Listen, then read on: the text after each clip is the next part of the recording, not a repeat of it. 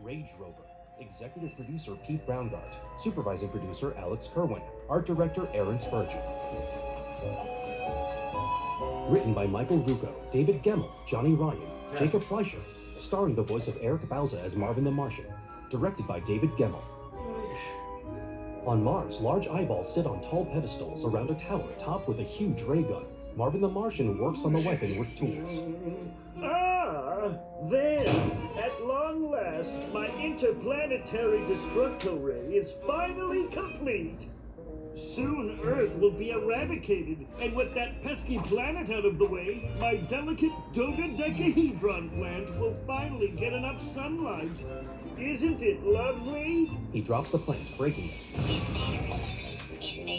Huh? A message flashes on the big screen. An invader on my planet? And I was in such a good mood, too.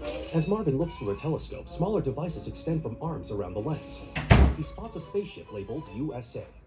A flap opens and a little six-wheeled rover equipped with a camera and pincer arm rolls out. A sign on it reads, Property of Earth. A scout rover from Earth? Oh no, the Earthlings can't know that I'm going to destroy them. It's supposed to be a surprise. Oh, nothing distresses me more than a spoil sport.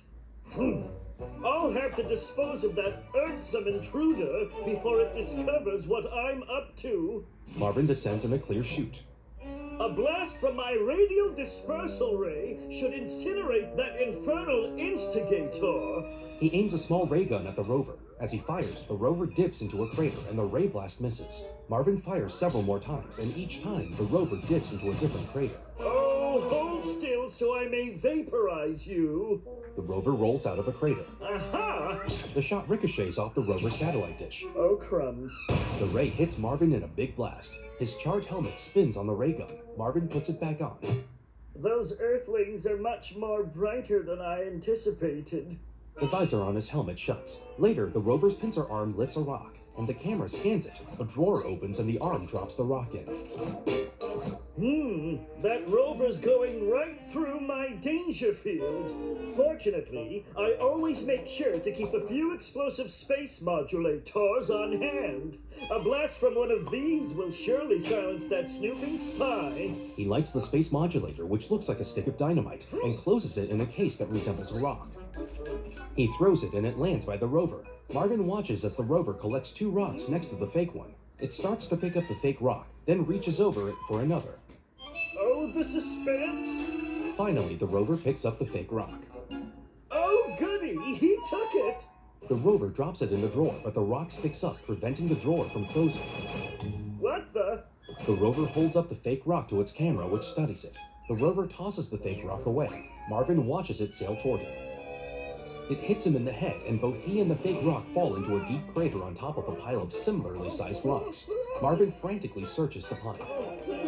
Oh, good. I think I found it. It explodes in his hand. The rover rolls away. Marvin's helmet lands in its place. Marvin hops out of it. Oh, I am quite perturbed.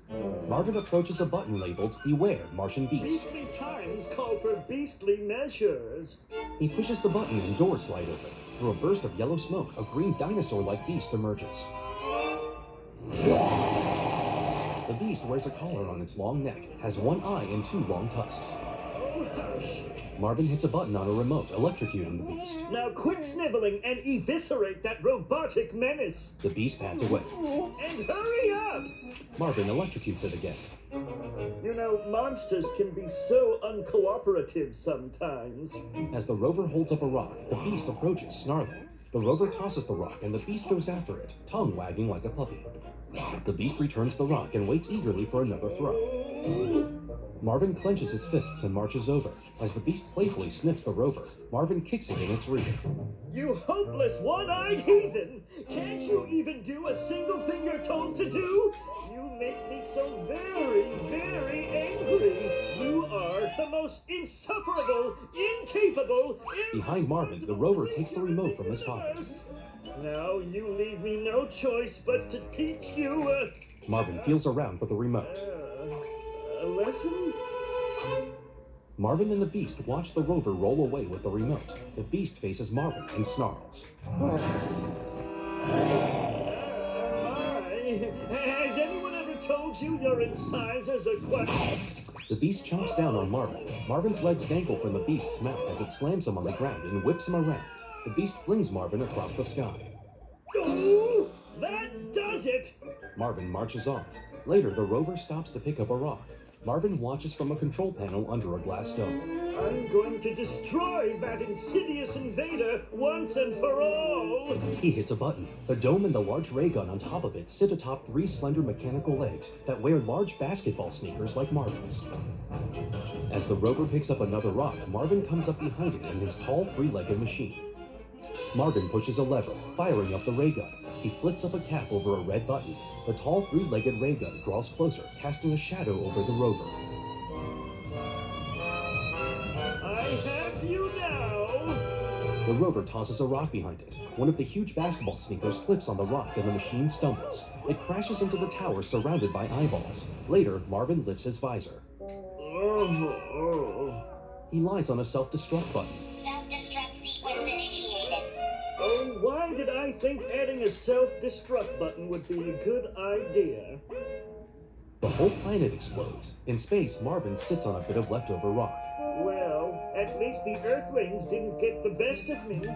The rover floats past and grabs the rock out from under him. Oh, drat. Bugs Bunny controls the rover. Ain't I a stinking? A circle closes in on him. Over the concentric rings, words appear in quotes. That's all, folks.